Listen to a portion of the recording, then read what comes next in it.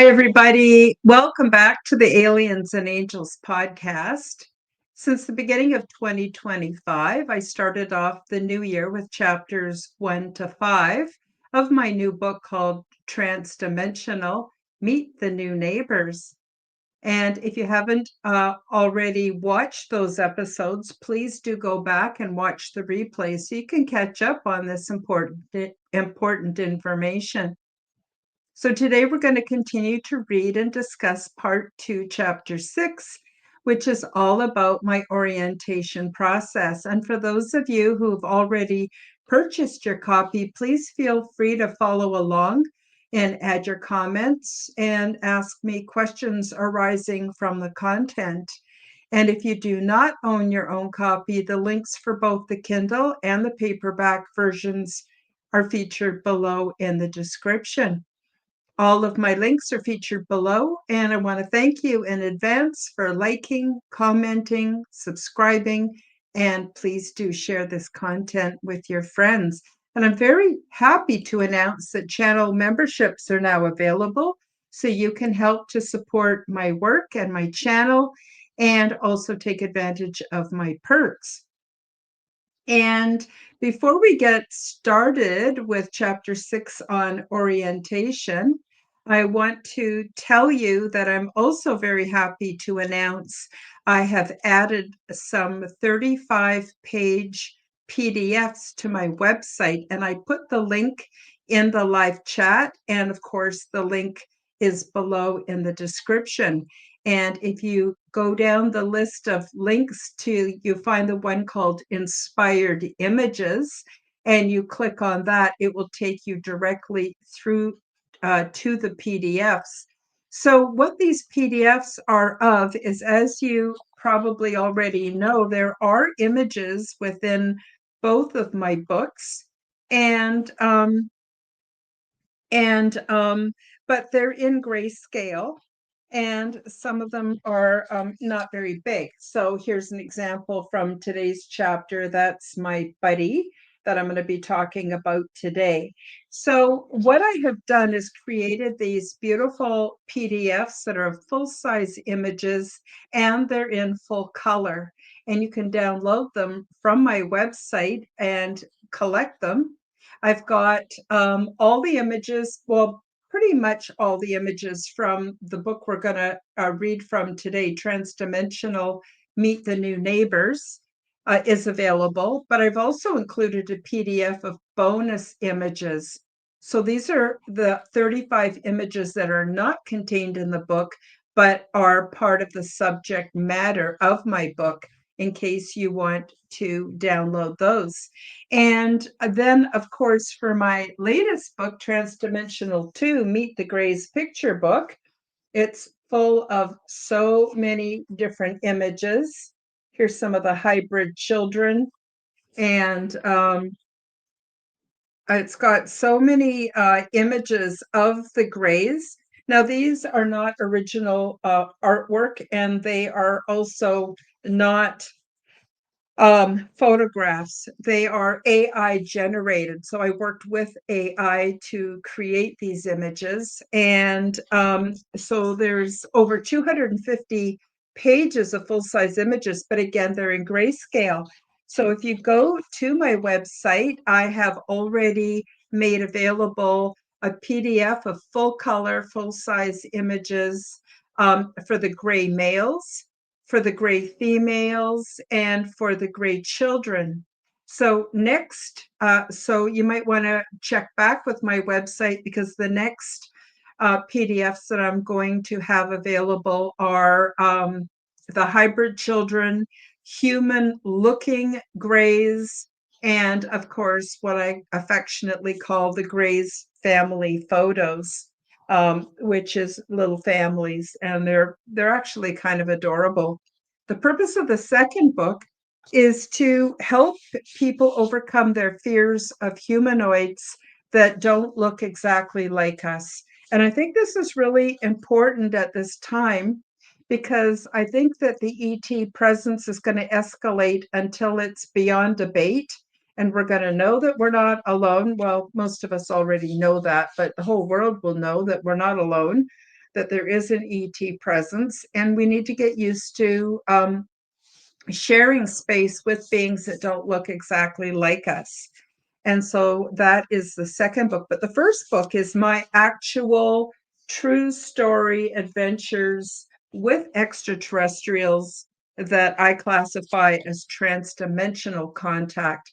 And I think that's another concept that people need to wrap their heads around and get used to, because that is how most of the contact happens.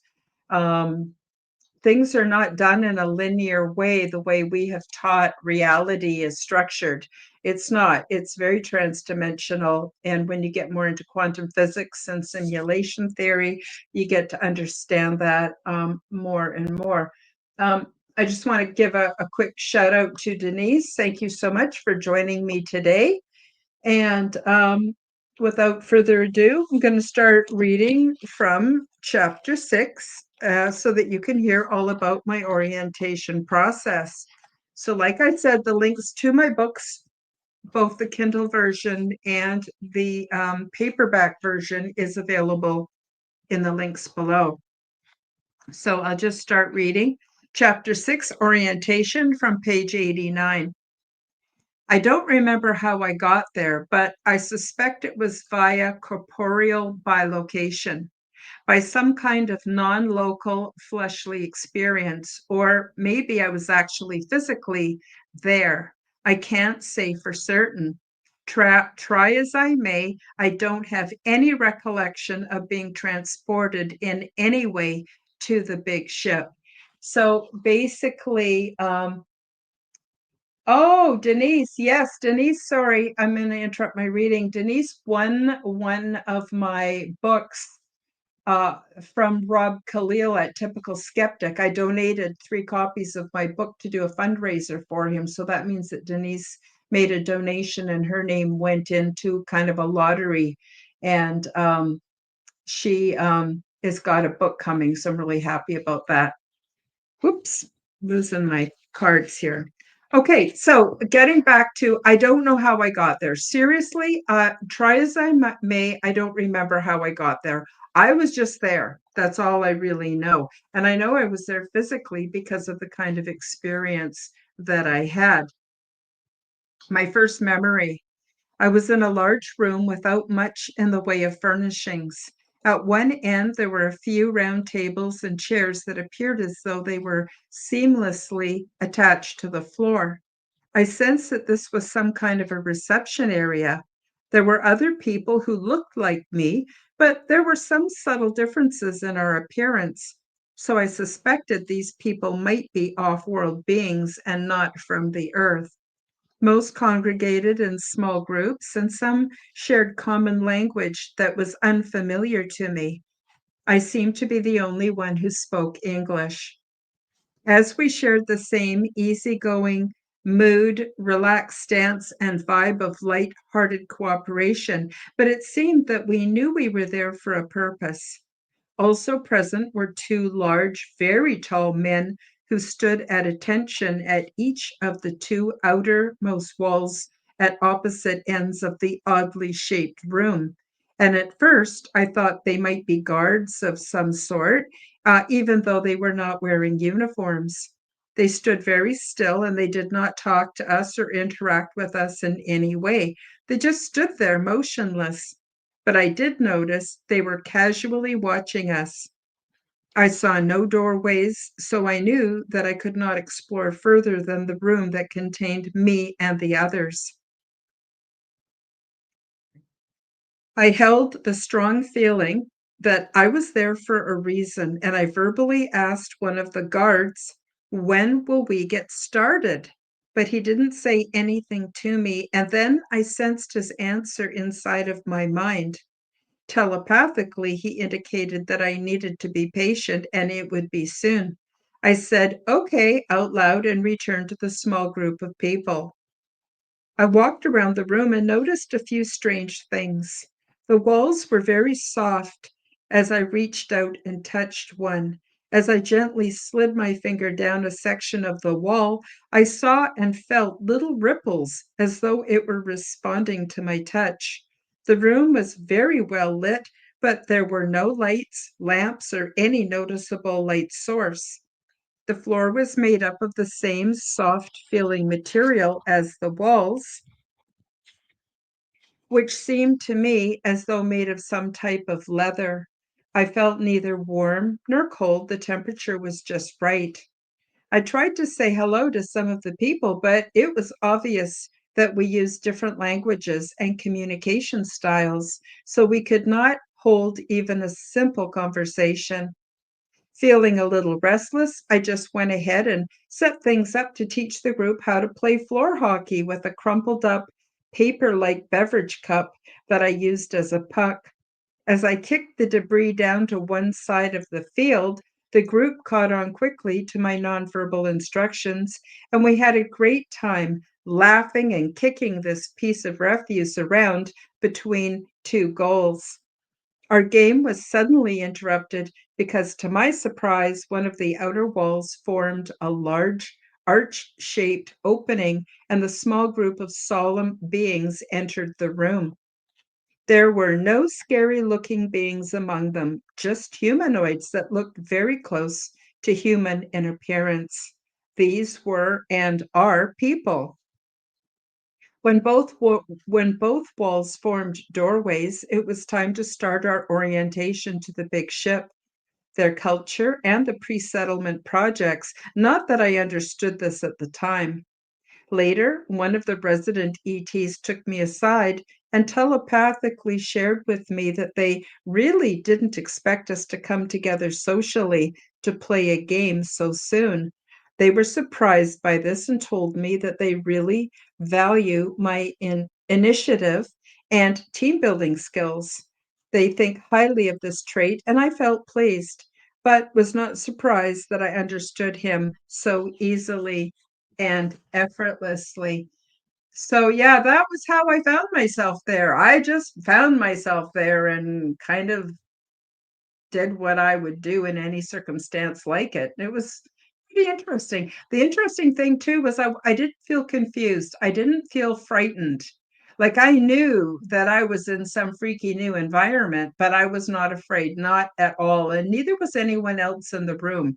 So we were all very calm and very amicable towards each other.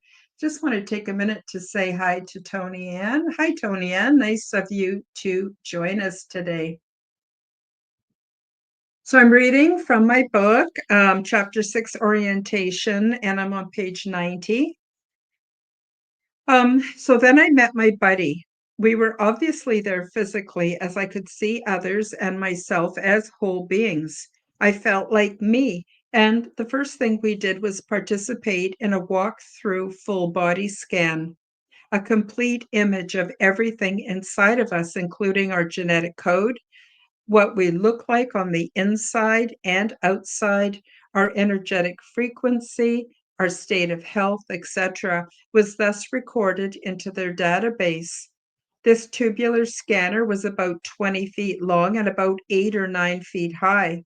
It was dimly lit from the inside and was made of the same leather like substance that I saw comprising the walls and the floors of the reception area. With this apparatus, they were also able to collect energetic residue from our past lives, unresolved traumas, and our core personality types, including our talents and psychological strengths and weaknesses.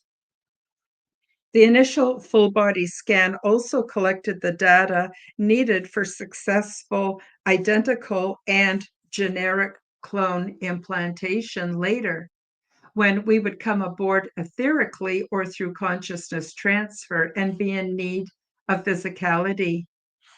Next, everyone was assigned to an ET buddy who became our constant companion.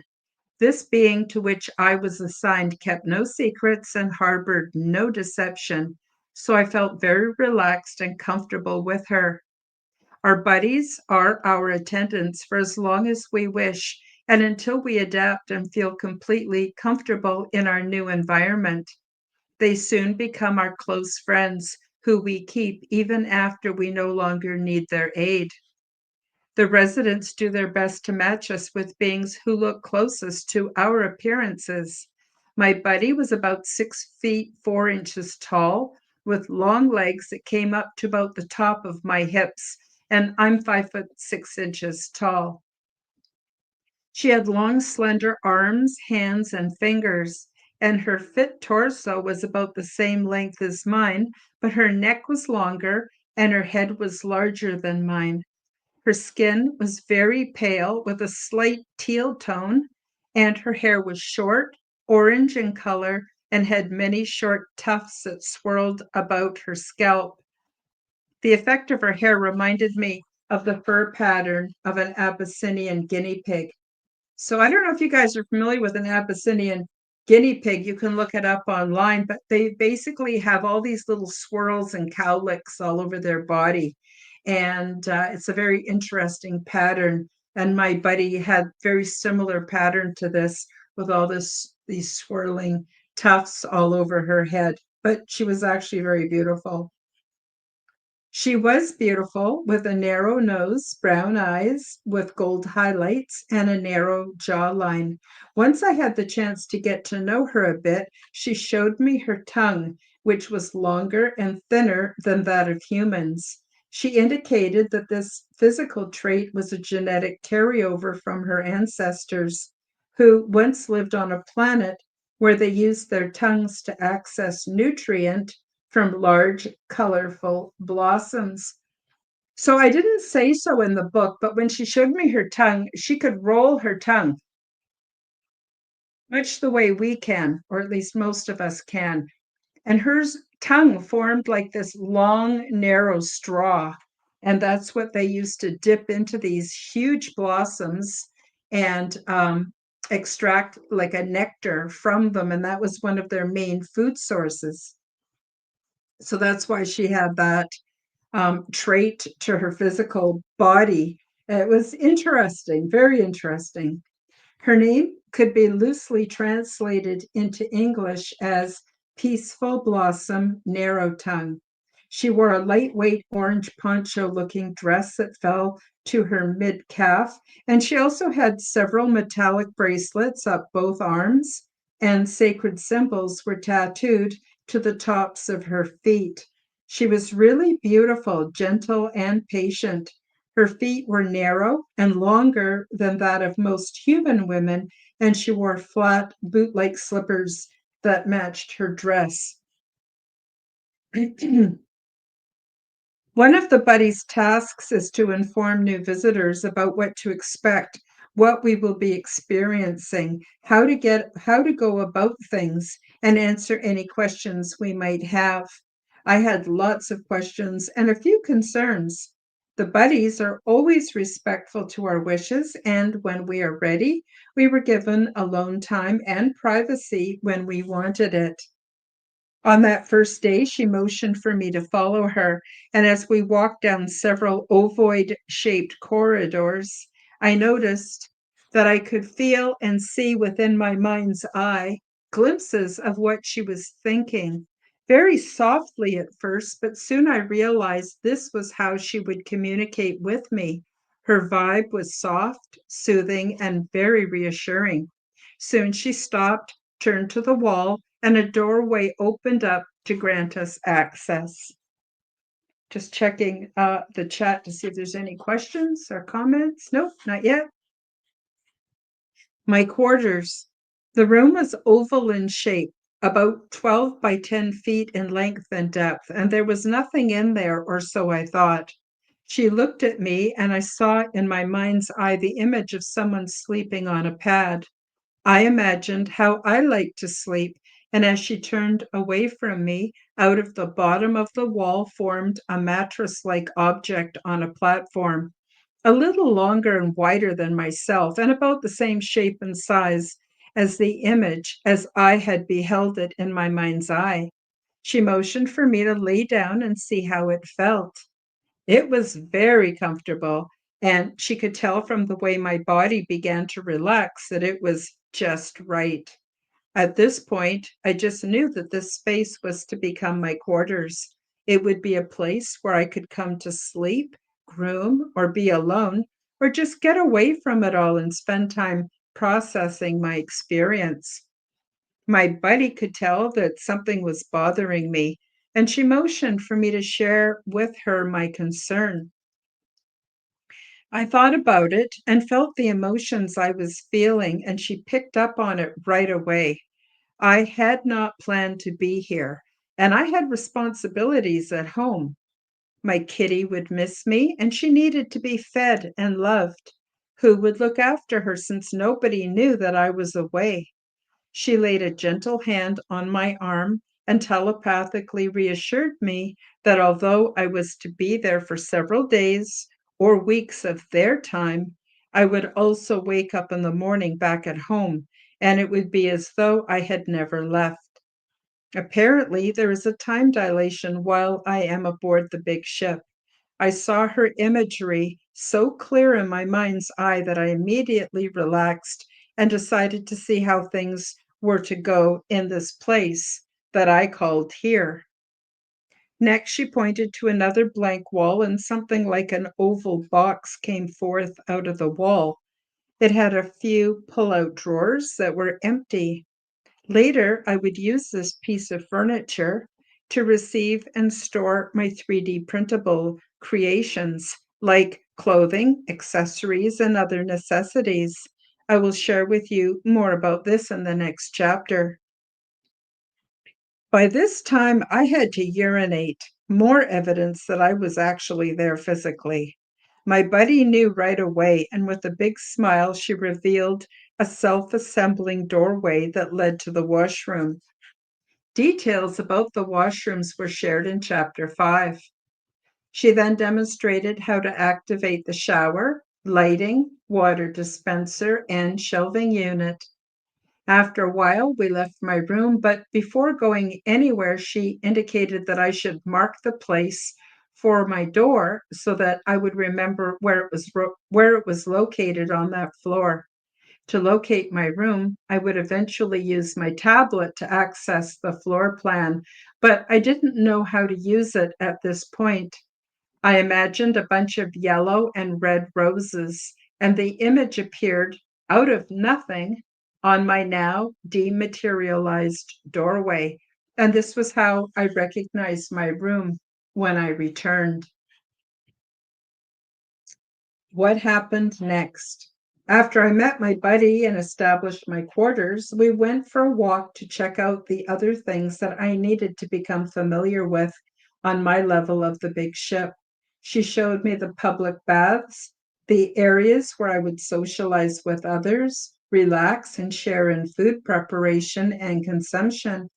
She silently introduced me to some of the other beings who made me feel welcome and valued. Soon I was feeling a bit of information overload, so she took me back to my quarters where we lay together while I napped. She softly stroked my arm, removing all traces of stress and overwhelm, which left me feeling calm and sleepy. After what seemed like a few minutes, but what I'm sure was more like an hour or two, I awoke to find her patiently waiting for me. We got up, stretched, and then proceeded to tour more of my newfound surroundings. Next, she took me on a walk that lasted for several hours. She showed me the docking bays and the vertical lift systems, the horizontal moving pathways, and areas where beings met to hang out, plan activities, and enjoy being together. Everyone was very calm, and the atmosphere was peaceful and slow paced. I will explain more about our day to day routine in Chapter 7. In the coming days, on our daily walks, we pass by many lush plants growing via the hydroponic system, which service the plants that grew along the walls and on the surfaces, which rose from the floor to form ornate growing stations. Along the way, she encouraged me to pick many samples to taste so I could decide which edibles I preferred. Eventually, we returned to the food preparation stations, and she chose one for us with several cheerful beings that I had met earlier.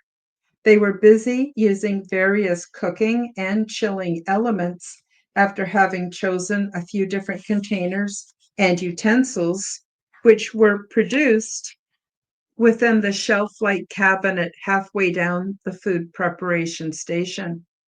My buddy and I added the foods we had picked during our afternoon walk to those the others had brought with them, and my new friends seemed to enjoy showing me various ways to combine and prepare the delicious provisions. After we were done preparing the food and were ready to eat, the food preparation station converted to more of a low table-like surface. We reclined right there on the floor as it rose to cushion us in comfortable ways. We took our time eating, and my new friends were so amused by my reactions during this new tasting experience. At first, not everything was so delicious and satisfying because it took time for me to get used to the new flavors and textures, and my taste buds needed time to adjust. But eventually, I came to appreciate the many different food experiences. After each meal, there was no cleaning up because all of the containers, utensils, and leftovers were simply deposited into the nearby recycling intake devices. I also just want to mention it was also interesting in the beginning. I would, my friends would give me different edibles to taste, and some of them were gross, super bitter or sour.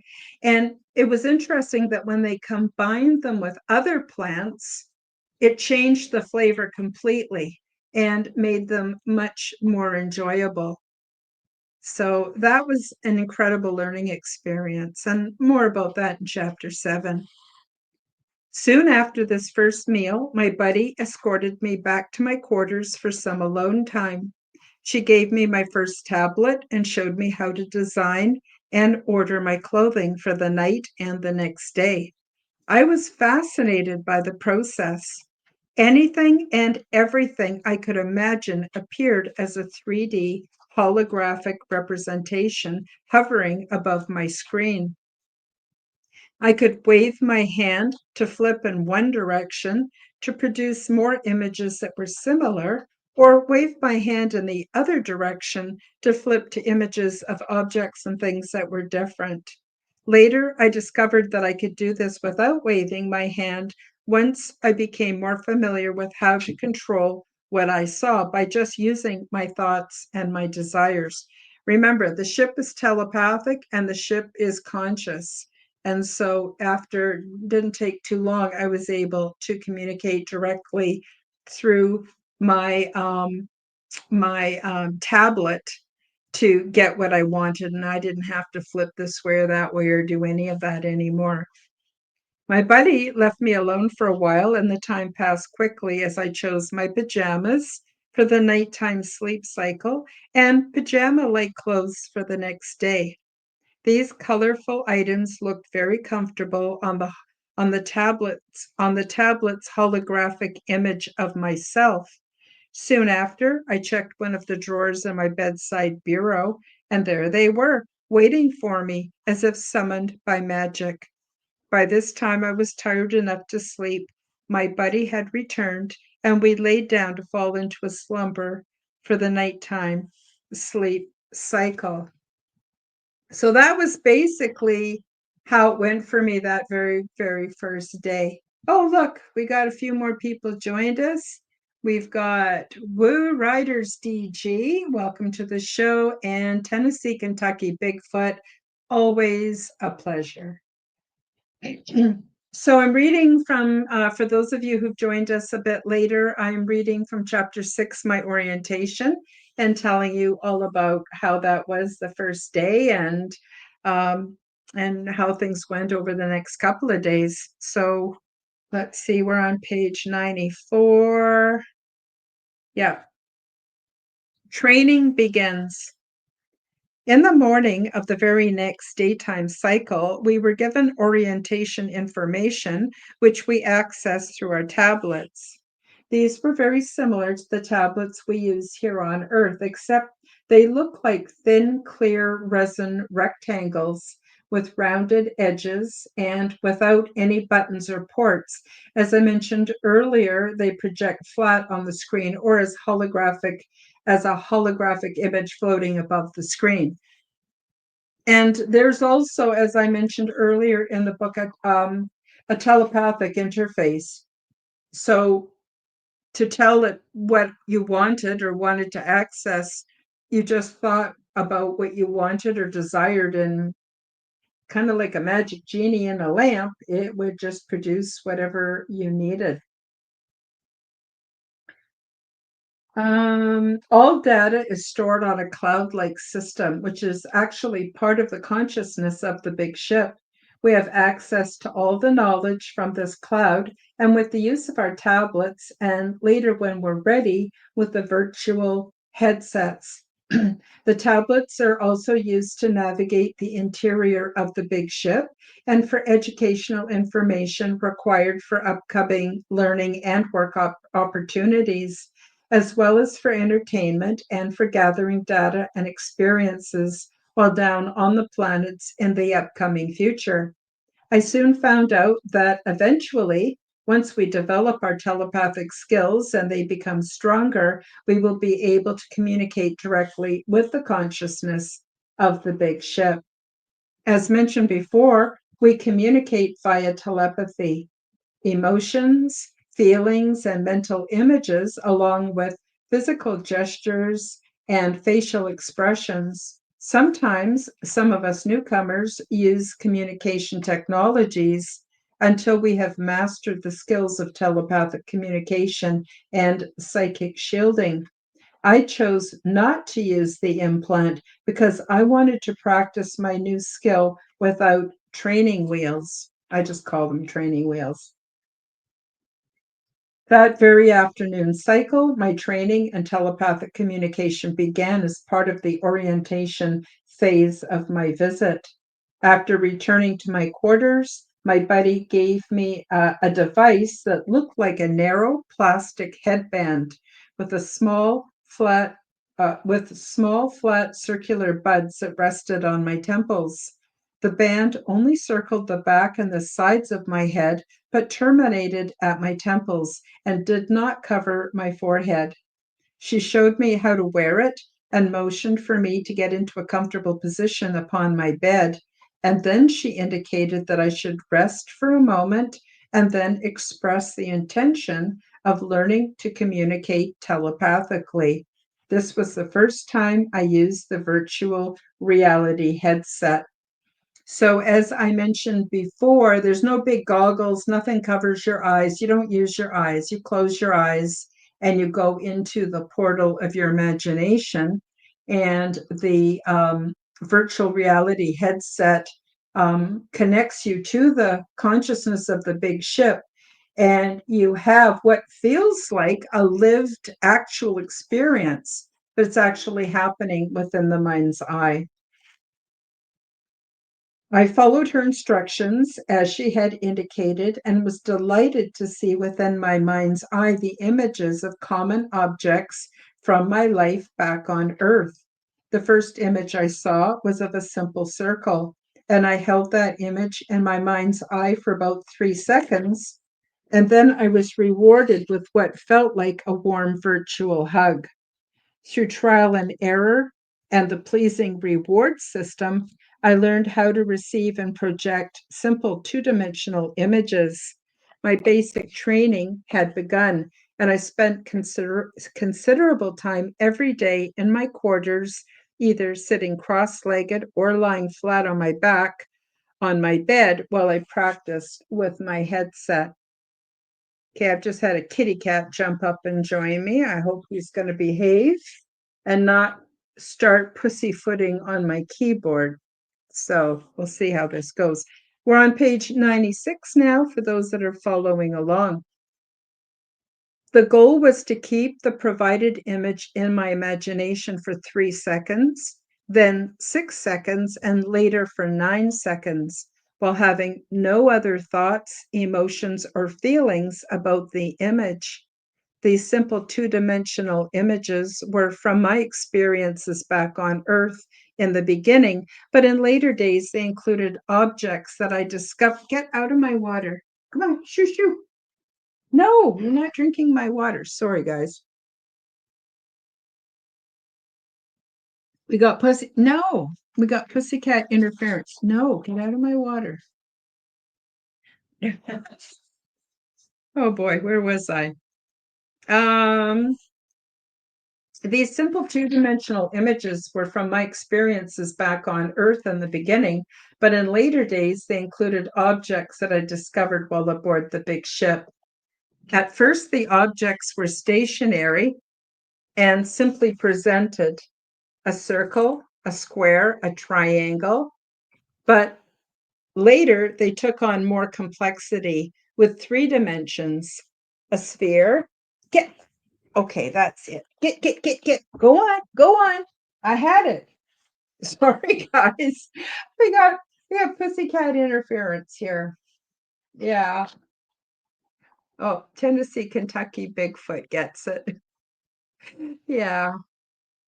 He's a good boy, but he's punching me. He's punching me. Shoo. Ah, now I lost my spot again.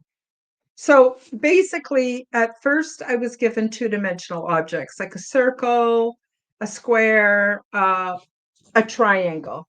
Then later, once I mastered that for 3 seconds, then 6 seconds, then 9 seconds, then it became a cube, a sphere, a pyramid. So the shapes would become a little bit more complex, as I would be hold them in my imagination. But no, can't. Oh, oh, geez. Well, not much I could do about that now. Um, and that is how I started to learn telepathy. And it's actually harder than you can imagine to keep no other thoughts from entering your mind while you're beholding the image that's been presented and matching it. And the what I call the warm virtual hug, I don't know, it's some kind of a dopamine rush. I would get some kind of a little dopamine rush that would make me feel good each time I got it right. And there was no punishment if I got it wrong, but it actually was very effective in teaching me. So let's see. Where was I? Circle, a square. And then they took on more complexity with 3 dimensions, a sphere, a cube, a pyramid, and later were presented as objects from my everyday life, a basketball, a spoon, a house, a flower, my cat, etc. As I progressed, I was given even more complicated static images, a woman, a man, a child, a forest, a garden, a city, an island, etc. And finally, I was also given more complex images or items found in my ET environment. So this didn't all happen the first time I tried it. This unfolded over the next couple of weeks as I practiced every single day. So when they use telepathy, they don't communicate in English. They communicate, as I mentioned, with feelings and emotions and images, symbols. It's like a whole combination of things that you sort of read and intuit what is being communicated to you. And of course, practice makes perfect. Each lesson began this way, which was followed by the second part of each lesson. I saw in my mind's eye the visual image of a room with a few other beings also being present. The goal now was to keep the images that appeared in my imagination private and not share them with the other beings in the room. So this was not literally being in a room. Just going to make sure he didn't loosen my microphone plug. There we go.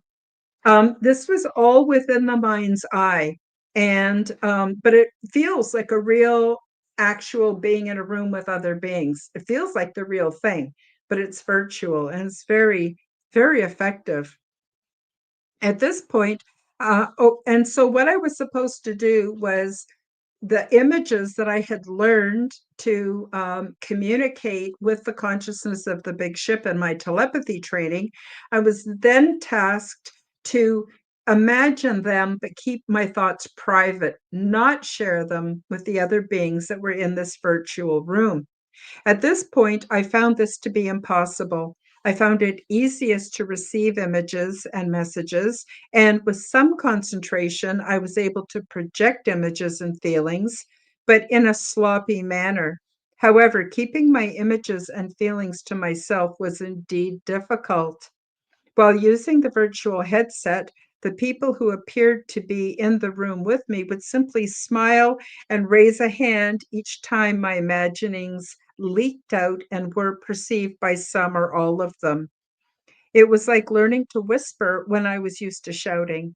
I thought I would never catch on, but slowly, sometime during the 4 levels of training in telepathy, I got better at keeping my psychic voice down. So that's something that a lot of people don't talk about when they have ET contact. Is that the telepathy? I suppose for some people, they're able to read it and translate it into their language of origin, but actual telepathy uses no words at all, and certainly not Earth language. And the hardest part is keeping doing what they call shielding, which is where you have to keep your thoughts and feelings to yourself and not share them. Not everything is meant for the public domain. And those of us from speaking worlds, we know when to zip it and be quiet with our voice, but we don't necessarily learn how to control our thoughts. And so that was a really important part of training in telepathy. In chapter 7, I will tell you more about the other 3 levels of training to become proficient in telepathic communication. But for now, I will say this experience, as I described here, was the basic level of training. Level 2 is intermediate, which involves the internal visuals of moving complex objects and learning to share my imaginings with all of the group as well as to keep them to myself. Level 3 is advanced, where the internal visuals are of several moving complex objects to form concepts and processes, and learning to share my imaginings with only a few individuals, all of the group, as well as to keep them to myself. So at this point, we learned how to share our imaginings with just a few people amongst a group, or the whole group, or keep those to myself. So there's a bit that goes into it. And again, in chapter 7, I get into a lot more detail. Finally, level 4 is mastery, where the internal visuals are of many moving complex objects to form more difficult concepts and processes, the application of emotional content, and the learning to share my imaginings with only a few individuals, all of the group, as well as to keep them to myself. It was a lot of work, but when introduced one step at a time and with the consistent effort, the payoff was amazing and exhilarating. Absolutely worth it. Absolutely worth it. I think that's one of the most valuable things I learned while being off world. Let's see. Tennessee, Kentucky Bigfoot says very interesting, and then adds, my son uses telepathy with trees and about everything. Mhm. I believe it. And what's also interesting, I don't know if you guys have heard of the telepathy tapes. Apparently, it's a podcast. They're finding out now that children with rather severe autism are extremely telepathic and they have no problem communicating with each other, even though they may not be able to verbally communicate with their loved ones or people around them. So this is now being discovered as a real thing. Well, it always was a real thing. It's just that, oh, we've been brainwashed and programmed to think this is real and that's not real and things like that. Okay, so we're almost done the chapter. I'm going to take a minute for those that are watching the replay for the first time. I know those of you in the live chat have seen this before. I'm just going to play a very quick 2-minute preview for my book, and then we'll come right back and finish off the chapter. Transdimensional, Meet the New Neighbors. Check out my new book available from Amazon bookstores worldwide and read the stunning details about ET diversity and culture, along with their advanced ways of living and expressing spirituality, which is in no way like anything imagined here on Earth. Transdimensional, Meet the New Neighbors introduces you to many different ET beings, the healing pods, the interior of the big ship, my orientation process, cultural events, and off-world mating practices.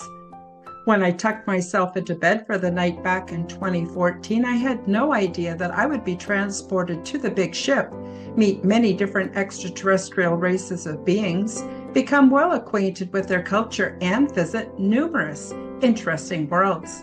While away, I learned a great deal about the big ship, intergalactic and transdimensional travel, intergalactic planetary research, and the various options for resettlement. My true life adventures continued night after night, and I had never experienced anything like this before. The first few times that I awoke back at home, I convinced myself that it had all been some kind of a fantastic dream. But while away, I was eating, sleeping, learning, and visiting, all the while experiencing what I perceived as days, weeks, and months. I am so happy to present you with my true nonfiction account of my weird little life and the more important messages from beyond our realm that I have been tasked to share with all of you. It is my hope and sincere desire that I will inspire you to acknowledge your own transdimensional abilities and experiences so that together we can become the change we wish to see in our world. Paperback and Kindle editions are now available at all Amazon bookstores.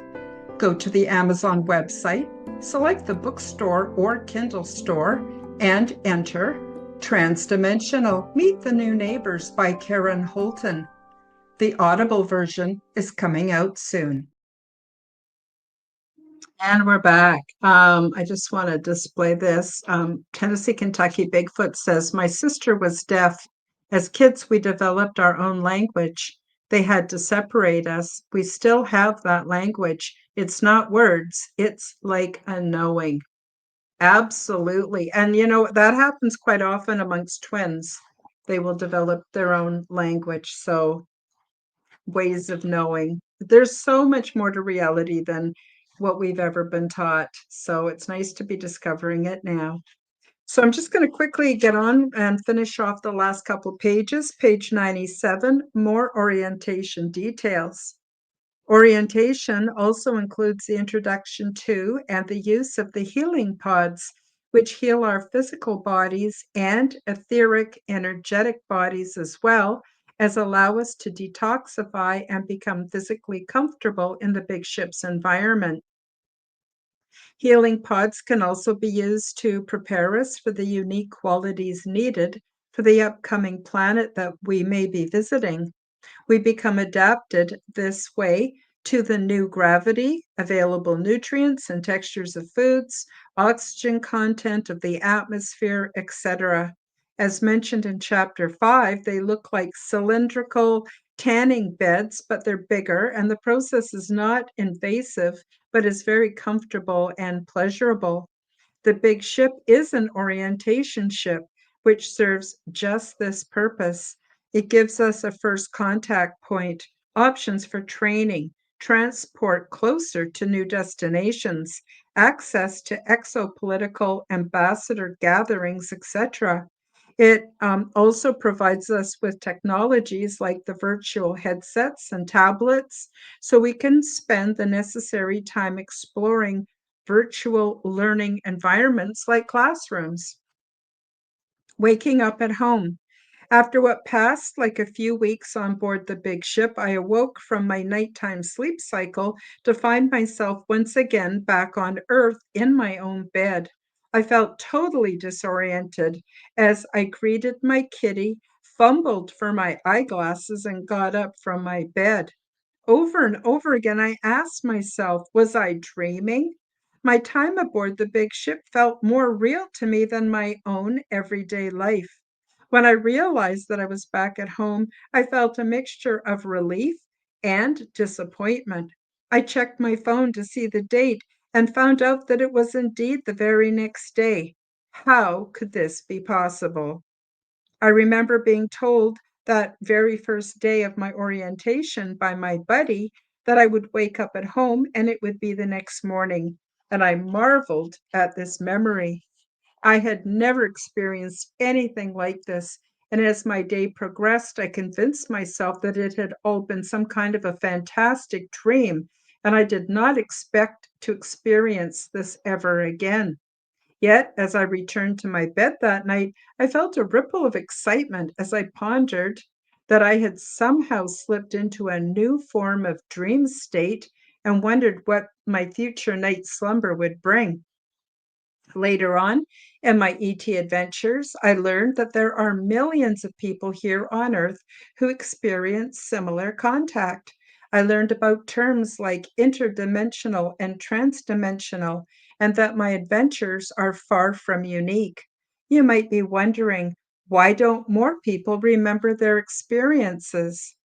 As I have mentioned before, if we tell people that what we have experienced, we're stigmatized, and it can cause social, political issues for us contactees once we return to Earth. So our memories are suppressed before we return. For some reason, quite a few of my memories remained intact, and many more surfaced over time. And I just want to end with a word about time dilation. It is hard to fully describe my experience of the time dilation while on board the big ship. I was away every night for about 3 months of our time, but my encounters could have easily filled 3.5 years as I perceived time to be. It was the weirdest occurrence. While away, I was eating, sleeping, learning, and visiting, experiencing days, weeks, and even months. But at the same time, I'm sure that I was alone and sleeping in my bed for just one night. On the big ship, there are no literal days or nights, but we do have sleep and awake cycles that support our circadian rhythms, and time there is calculated differently than here on Earth. I can wrap my head around this if I were to only consider auric, etheric, astral travel, but when I think of it as a physical experience, it defies my understanding or explanation. Much of what I tell you will not make sense, and again, I would like you to know that I do not expect you to believe me. I would instead like you to pay attention to what I am telling you and to do the things you need to do so you can have your own transdimensional and physical contact experiences. I am not anybody special, and I do not identify as a star seed or anything like that. But I am convinced if this can happen for me, it can also happen for you. And with that, I'll just show you an image of my buddy. And for those of you who missed the beginning introduction to the program, um, I'm now offering from my website PDFs, full color PDFs of the images found within both of my books. So when you buy the book, you'll notice the images are actually in grayscale. And I thought some of you might enjoy having full-size images in full color. And so I have added PDFs. So I have one PDF on my website that has all the images from my book. I have a second one with bonus material, which has 35 full-size color images not found within my book, but do pertain to my off-world experience as described in my first book. And then I also have so far 3 PDFs from my new book. One is all the what we call the grays, and they're all males, 35 images of males. The second one is of females, 35 full-size color images, Well, the grays don't have much color, but the images are actually in color.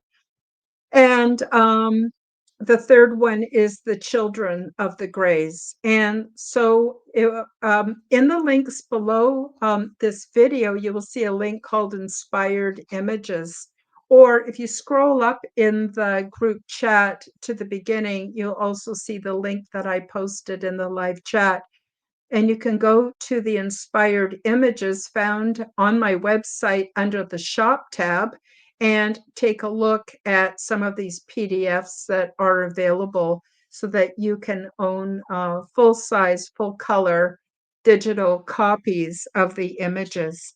And I will be adding this week images of the hybrids, human gray hybrids, and also human looking grays. So as I have mentioned before, there are hundreds, if not thousands, of different races or family lines of grays from different dimensions, realities, places, planets. The only thing they have in common is their skin does not contain the pigment to reflect light in our visible color spectrum. And so to us, they all appear gray, but there's great diversity amongst the grays, as we call them. So I hope that you will take a look at the PDFs and download the ones that you would like to have. And besides that, again, my books are available on Amazon, and you may not be able to find them unless you go into the actual bookstore or Kindle store and then put in the name of the book, and it will pop up and you will see it available. And that's worldwide. Tennessee, Kentucky Bigfoot says, thank you for the talk. We had been cutting and slitting wood, came in for coffee, and it was a treat to be with you and everyone. Good evening, all. Oh, that's awesome. Actually, quite often that happens when you're taking a break and you come in for coffee, and it happens to be the same time that I'm doing a show and you join us. I really appreciate it. And I have lived, I live in Canada, and I have lived in different communities where we've had wood heat. It's a lot of work to split firewood and have it all ready, but oh my God, there's nothing so comforting as wood heat. It is absolutely very cozy and a really nice contrast to the harsh winters that we have here in Canada right now. Denise says, thank you, Karen. You're very welcome, Denise. Thank you, everybody, for joining me today. And I'll be back Wednesday with Amy, the psychic medium. She's going to do card reading. So if you can join us for the live chat on Wednesday at noon Pacific, 1 p.m. Mountain, or 3 p.m. Eastern Time, come and have your cards read. Amy's going to read your cards. And so if you're kind of curious what the present, future, whatever holds for you, or you need some hidden information, come join us and find out on Wednesday. And that's about it for the show today. I want to thank you all for joining us. Whether you're watching the replay, listening on audio, or here in the live chat, I appreciate each and every one of you very, very much. I'm sending out much love and light to all of you. And with that, we'll say goodbye, and we'll see you next time on Aliens and Angels. Thank you for joining me for the Aliens and Angels podcast. Read about my true life ET contact in my book called Transdimensional Meet the New Neighbors, which is now available on Amazon worldwide. Subscribe to my YouTube, Rumble, and X channels at Karen Holton TV. The like button and leave me a comment. And please do share this podcast with your friends. Check out my website at www.karenholtonhealthcoach.com to see my free resources and amazing products and services. All of the links will be in the description below. As part of the Forbidden Knowledge Network, you'll also find the Quantum Guide Show with Karen Holton on all audio platforms. Until next time, keep up the good work.